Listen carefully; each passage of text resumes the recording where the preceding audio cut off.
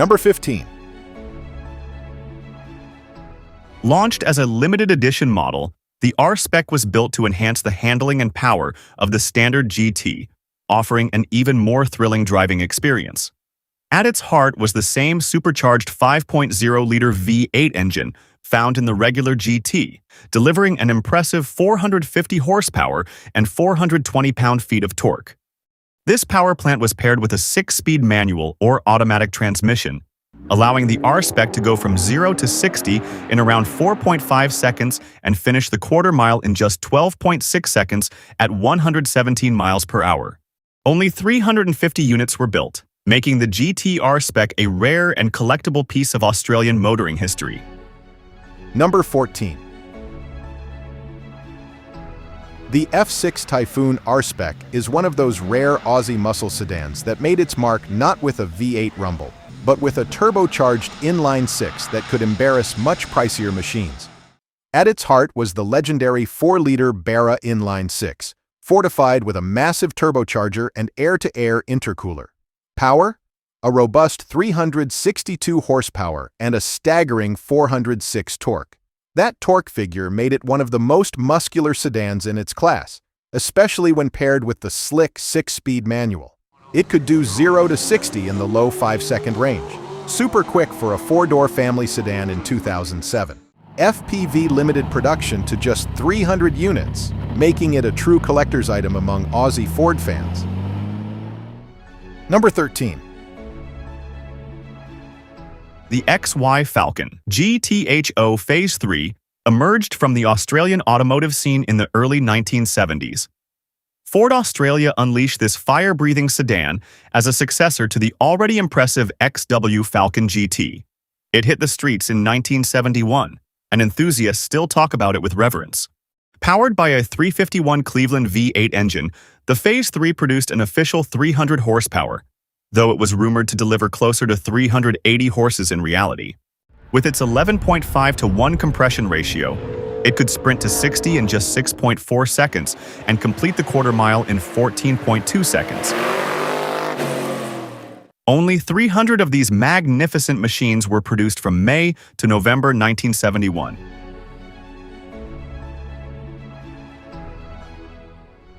Number 12.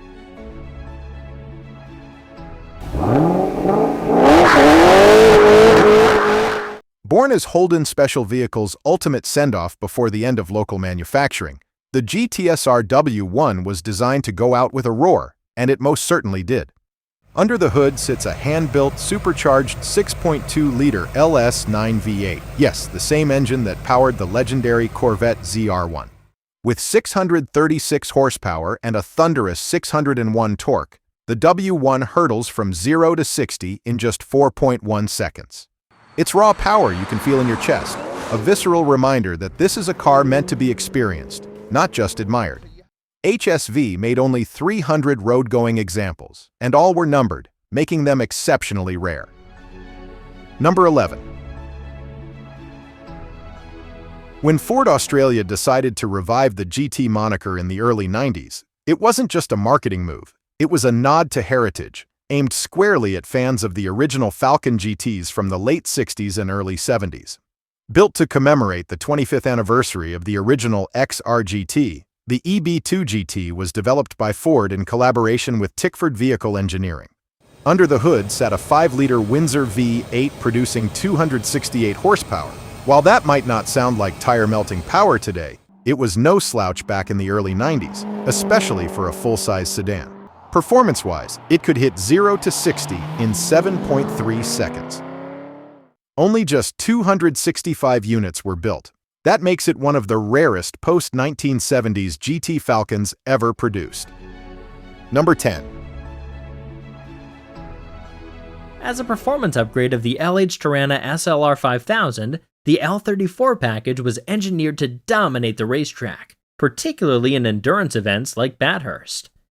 At its heart, the L34 featured a highly tuned 5.0-liter V8 engine, initially producing 240 horsepower, but capable of much more when modified for racing.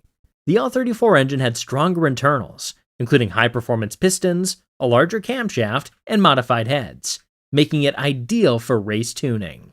The L34's crowning achievement came in 1975 when it secured the victory in the prestigious Bathurst 1000 endurance race. Driven by Peter Brock and Brian Sampson, the L34 showcased its dominance, particularly in wet conditions, which highlighted its superior handling and power-to-weight ratio. Only 263 SLR 5000s were equipped with the L34 package, and after 50 years, only 30 to 40 original examples still exist today.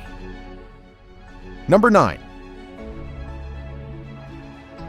Built as part of the BF Mark II series and unveiled at the 2007 Melbourne Motor Show, only 200 sedans were produced, 175 for Australia and 25 exported to New Zealand. Drive it anywhere, and you'll instantly notice its unique silhouette black paintwork, boldly contrasted by striking gold racing stripes and GT 45th anniversary decals. Power comes from a naturally aspirated 5.4-liter Boss 290 V8, delivering 390 horsepower, and it's paired with a crisp 6-speed Tremec manual gearbox or optional auto. But what truly sets this GT apart is the factory-fit R-Spec handling package, which sharpens performance without sacrificing comfort. Number 8. Born in celebration of HSV's 25th birthday, this special edition GTS was a proper nod to everything the brand stood for since its launch in 1987. Based on the E-Series 3 GTS, the 25th anniversary model came packing the same snarling 6.2-liter LS3 V8 under the hood, producing a meaty 436 horsepower and 406 torque. What set this edition apart was the detailed work. Unique 20-inch forged alloys, a bold body kit, a special 25th anniversary badge, and a numbered build plate inside reminded you that this wasn't your everyday GTS.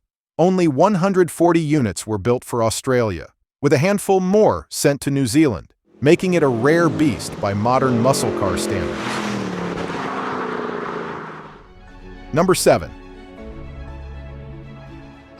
Developed to commemorate HSV's 20th anniversary, the W427 was the most powerful and expensive Australian production car at the time of its release. The nameplate itself carried historical weight. 427 paid homage to the cubic inch capacity of its engine, while W stood for Walkinshaw, a nod to Tom Walkinshaw, the owner of HSV. At its core was a massive 7.0-liter LS7 V8 engine sourced from the Corvette Z06. This naturally aspirated power plant delivered an astonishing 503 horsepower and 472 pound-feet of torque, making the W427 a true supercar in sedan form. Paired with a 6-speed manual, it could go from 0 to 60 in just 4.7 seconds and through the quarter mile in just 12.8 seconds. With only 137 units produced, the W427 is a rare and highly sought-after collector's item. Number 6. The RPO-83 was Ford's way of quietly salvaging parts and plans from the cancelled Falcon GTHO Phase 4 program, which was abruptly shelved after the infamous supercar scare of 1972. Option 83 essentially bundled bits of the aborted Phase 4 into a road-going GT sedan. Think Cleveland 351 V8 with HO spec parts like solid lifters, better exhausts, and in some cases, 780 CFM Holleycarbs. These weren't individually badged or hyped, so most buyers had no idea they were getting a car with racing DNA still coursing through its veins. Only 130 sedans were built. Even within that small group, specs varied, making each RPO 83 a sort of mechanical fingerprint. Number 5. Introduced in 1963, the S4 was Holden's first proper attempt at producing a factory-built performance sedan for racing, specifically to tackle the famous Armstrong 500 at Bathurst. At the time, the EH series was already making waves with its all-new red motor, a huge step forward from the older gray engine. But for the track, Holden needed something tougher. The solution? The S4, a performance-oriented version of the EH Special. It packed a beefier 2.9-liter inline-six engine with revised internals. This was Holden's secret weapon against the likes of Ford and Chrysler, built with motorsport in mind but sold through dealerships to meet homologation rules. Only 126 units were built, making it one of the rarest Holdens ever. Number 4. While the standard VT Commodore was a family-friendly sedan, the GTS 300 was its wild V8 pumped alter ego, built for those who thought too much power was just a suggestion. What made it so special? Under the bonnet sat the iconic Callaway-tuned 5.7-liter C4B V8, producing a brutal 402 horsepower. This engine wasn't your typical LS1. It was hand-assembled in the US by Callaway and featured hot camshafts, upgraded internals, and a serious attitude problem.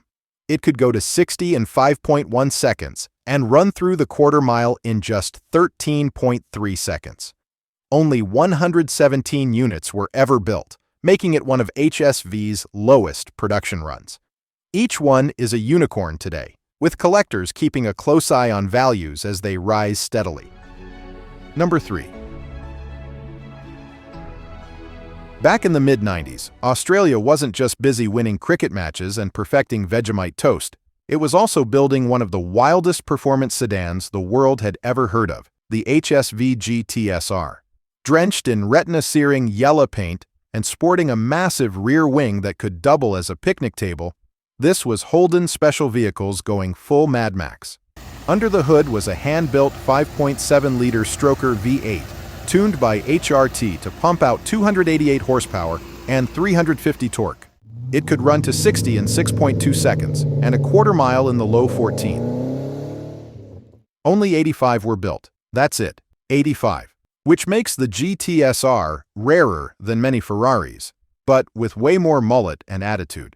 Today, these things fetch crazy money at auction, with pristine examples selling for over $1 million Australian dollars. Number 2. While the Lancer Evolution was busy stealing the spotlight with turbo whistles and rally trophies, Mitsubishi quietly unleashed a full-size Aussie monster. Born in Adelaide and tuned by the legendary Team Mitsubishi Rally Art, this was Mitsubishi Australia's wild last-ditch attempt to give the 380 sedan some proper grunt. At its heart was a 3.8-liter V6, but TMR didn't stop there.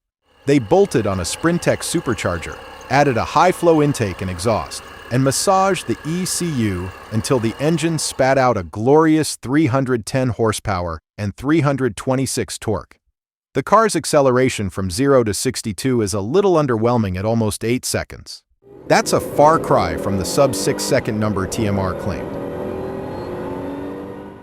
They say it is mostly due to the wheel spin, poor tires, and weight. Of course, TMR is only building 20 of these, which makes it a very collectible car. Number 1. Designed as the next chapter in Ford Australia's muscle car domination, the Phase 4 was supposed to follow the legendary Phase 3, then the world's fastest four-door sedan, with even more grunt and aerodynamic flair. Instead, it was killed off before it even got out of the starting blocks. Why? 2 words: supercar scare. Amid rising panic about high-powered cars in the hands of everyday Aussies, media and politicians freaked out. Headlines screamed about 160-mile-per-hour missiles being sold to the public, and just like that, Ford, Holden, and Chrysler all hit the brakes. The Phase 4 program was axed almost overnight, but not before 4 cars were built. Yep, just 4. Of those, 1 was a race prototype, and 3 were road-going development models. All were based on the sleeker XA Falcon body, with subtle flares, 15-inch globe wheels, and a beefy 351 Cleveland V8 under the hood, tuned for high performance and ready to terrorize Bathurst.